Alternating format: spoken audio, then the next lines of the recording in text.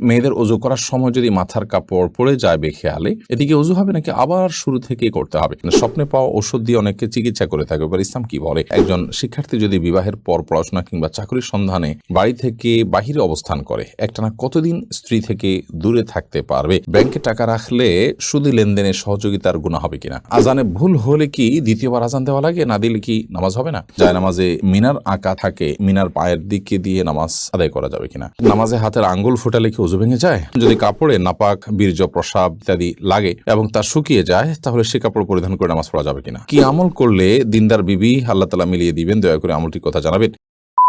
মেহরুবা হক আপনি লিখেছেন, নামাজে হাতের আঙ্গুল ফোটালে কি অজু ভেঙে যায়? নামাজে যদি হাতের আঙ্গুল ফোটানো হয় তাতে অজু ভাঙবে না, সালাতও ভাঙবে না, কিন্তু এটা মাকরুহ হবে এবং সালাতকে ত্রুটিযুক্ত করবে। কারণ প্রথমত এমনিতে আঙ্গুল ফোটানো এটা ভালো কোনো বিষয় নয়। দ্বিতীয়ত সালাতের মধ্যে যেটা করবেন সেটা আপনার সালাতের যে খুদু আছে সে খুজুর খেলাফ হবে। যে পরিমাণ নীরবতার সাথে সালাত আদায় করা দরকার তার পরিপন্থী হবে, তাই সেটি করা উচিত হবে না। জাবের আমিন আপনি লিখেছেন, আজানে ভুল হলে কি দ্বিতীয়বার আজান দেওয়া লাগে? না দিলে কি নামাজ হবে না? আজানে যদি কোনো বাক্য ছুটে যায়, আজানের মধ্যেই থাকেন, সেটা দোহরাই নিতে পারেন। আর যদি আজানের পরে মনে হয় তাহলে সেক্ষেত্রে আজানটা পুনরায় দোহরাই নেবেন। আজান যদি দোহরানো ছাড়াও নামাজ পড়েন, নামাজ হয়ে যাবে, কিন্তু আজান দেওয়ার যে সওয়াব সেটা কিন্তু আর হলো না।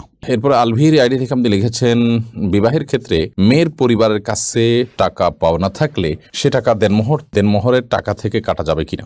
বিবাহের ক্ষেত্রে যদি মেয়ের পরিবারের কাছে টাকা পাওনা থাকে তাহলে সেক্ষেত্রে সেটা দেনমোহর হিসাবে আপনি কাটবেন তখন যদি এটা মেয়ের কোনো অধিকার সেখানে জড়িত থাকে এবং মূলত মহারানাটা মেয়ের প্রাপ্য।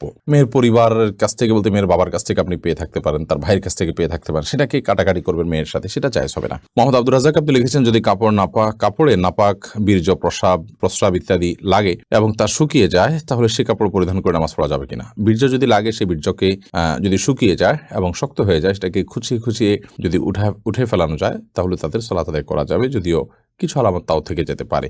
তারপর সেখানে সালাত আদায় করা যেতে পারে। বীর্য পবিত্র করার জন্য পানিতে পবিত্র করাই যাবে, আর এর বাইরে এরকম খুঁচিয়ে তুলে ফেলা এটাও বীর্য পবিত্র করার একটা পদ্ধতি। আর প্রস্রাব এবং এই জাতীয় নাপাক যেগুলো লাগে, যেগুলো খুঁচিয়ে ওঠার মতো নয়, সেগুলো লাগার পর ওই কাপড়কে ধুইতে হবে, ধোয়ার পর সেটি পাক হবে। যে জায়গা লেগেছে সেই জায়গাটুকু ধুলেই ইনশাআল্লাহ বিদিনাল্লাহ পাক হয়ে যাবে, অর্থাৎ নাপাকটা দূর করতে হবে। এরপর সেকান্দার বাদশাহ সবুজ আপনি লিখেছেন, একজন শিক্ষার্থী যদি বিবাহের পর পড়াশোনা কিংবা চাকরির সন্ধানে বাড়ি থেকে বাহিরে অবস্থান করে, একটানা কতদিন স্ত্রী থেকে দূরে থাকতে পারবে? এ বিষয়টি ভ্যারি করে যে তার স্ত্রী কতদিন পর্যন্ত নিজেকে নিয়ন্ত্রণ করতে পারবে, গুনাহ থেকে বেঁচে থাকতে পারবে, তিনি নিজে কতদিন গুনাহ থেকে বেঁচে থাকতে পারবেন সেটার উপরে। তিনি বা তার স্ত্রী যদি গুনাহে লিপ্ত হয়ে যান, এবং সেটা যে কোনো গুনাহে, সেটা মানে হস্তমৈথুনের গুনাহ হতে পারে, সেটা অন্য কোনো গুনাহ হতে পারে, তাহলে সেক্ষেত্রে ওই রকম পর্যায়ে মানে সে ততটা দূরত্বে থাকা বা ততটা বিরতিতে যাওয়া এটা জায়েজ হবে না। এটা ব্যক্তি উপর নির্ভর করে পরিবর্তিত হতে পারে, একজনের জন্য এক একটা। মৌলিকভাবে এটি আমাদের মাথায় রাখতে হবে যে আপনার স্বামী স্ত্রী একে অন্যের পাশাপাশি থাকাটাই উত্তম। দুনিয়াবী কোনো স্বার্থে কোনো প্রয়োজনে দীর্ঘমেয়াদে একে অন্য থেকে দূরে থাকাটা প্রশংসনীয় কাজ নয়। তবে উভয়ে যদি নিজেদেরকে ঠিক রাখতে পারেন তাহলে সেক্ষেত্রে উভয় স্ত্রীর সম্মতি ক্রমে এটি জায়েজ হতে পারে। হালিমা আপনি লিখেছেন, প্রসবের নাজুক সময়ে আমি নিয়ত করেছিলাম আমার স্বামীর সাথে কখনো ঝগড়া করব না, করলে 100 টাকা দান করব, কিন্তু সেই কথা আমি রাখতে পারছি না। মাঝে মধ্যে ঝগড়া করে ফেলি এবং আমার নিজের টাকাও নাই দান করার মতো। আমি যদি আমার স্বামীর কাছ থেকে নিয়ে দান করি এটা কি হবে? বা আমি যদি টাকা না দেই এতে কি আমার গুনাহ হবে? আপনি আপনার স্বামীর কাছ থেকে নিয়ে দিতে পারেন, এতে কোনো অসুবিধা নেই। আর যদি আপনি টাকা না দেন তাহলে সেক্ষেত্রে আপনার যদি মানত হয়ে থাকে এটা যে আমি এটা হলে এটা করব, তাহলে আপনাকে এটা করতে হবে। প্রয়োজনে আপনি পরবর্তীতে করবেন, আস্তে আস্তে করবেন। এটা আপনাকে করে যেতে হবে, আপনি নিজে করলেও হবে, স্বামীর কাছে টাকা নিয়ে দিলেও হবে ইনশাআল্লাহ। আফরোজা শারমিন লিমু আপনি লিখেছেন, স্বপ্নে পাওয়া ওষুধ দিয়ে অনেকে চিকিৎসা করে থাকে, এবার ইসলাম কি বলে?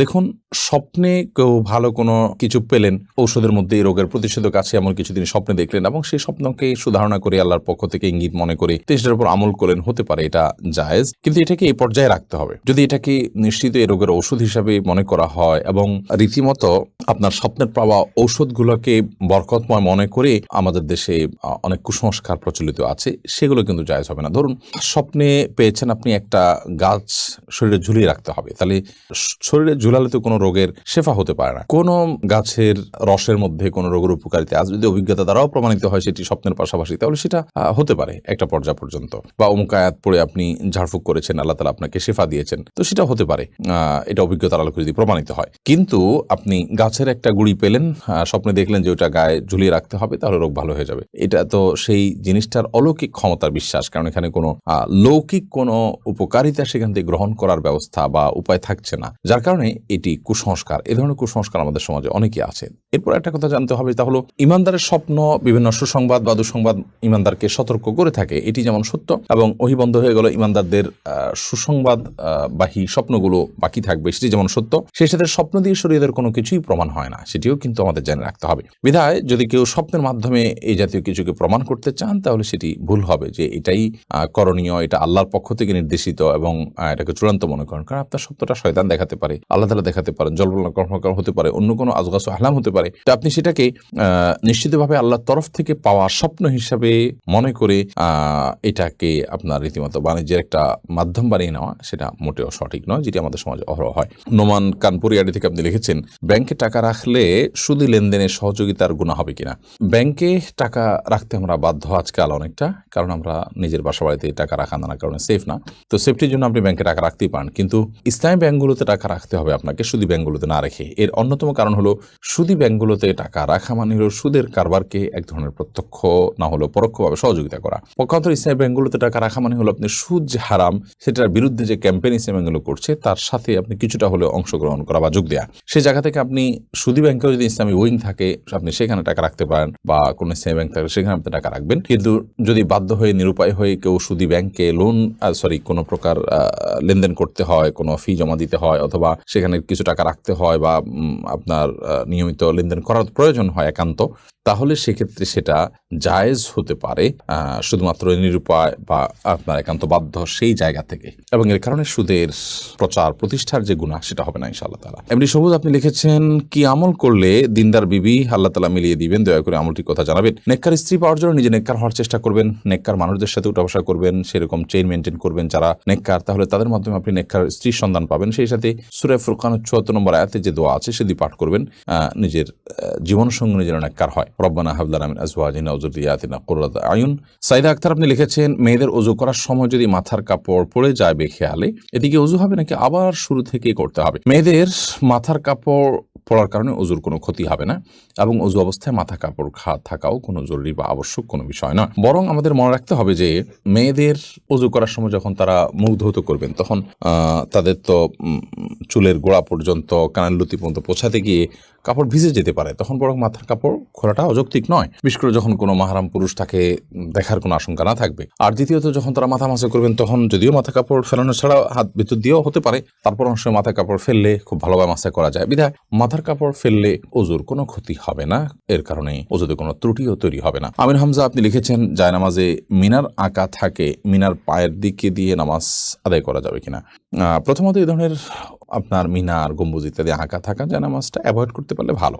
যদি সেটাতে বিভিন্ন কিছু আঁকা থাকে, তাহলে এটার দিকে তাকে সালাত আদায় করতে গেলে আপনার মনোযোগ নষ্ট হবে, মনোযোগ ব্যাঘাত তৈরি হবে, সেই জন্য এটা না করা উচিত। যদি কোনো কারণে আপনার সেটার কোনো বিকল্প না থাকে, তাহলে যাতে পায়ের নিচে না মানাতে হয় সেটা খেয়াল রাখবেন, কারণ মিনার হোক বা কাবা হোক, এটাকে আপনি পায়ের নিচে মানানোটা সম্মানজনক আচরণ হয় না তার সাথে, সেজন্য আপনি যথাসময় এটাকে মাথার দিকে রাখবেন এবং পায়ের নিচে যেন মানানো না হয় সেটাকে খেয়াল করবেন। মেহেদী হাসান আপনি লিখেছেন, নেকি ও সওয়াবের, সওয়াব কি এক জিনিস? একই জিনিস। সওয়াব আরবিতে বলা হয়, নেকি সাধারণত উর্দু বা হিন্দিতে বলা হয়। উম্মে ফারহান আপনি লিখেছেন, নকল চোখ ও চোখের পাপড়ি কি ব্যবহার করা যাবে? না, এগুলো আল্লাহর সৃষ্টিতে পরিবর্তনে শামিল হবে, এবং সাজগোজ এই গণ্ডিতে থেকে যে করা যাবে এটা তার মধ্যে পড়ে না। এটা হলো একরকম আপনার লৌকিকতার বাইরেও, এটা হলো এক ধরনের মানুষকে ধোকায় ফেলে দেওয়া, যা বাস্তব নয় সেটা প্রকাশ করা।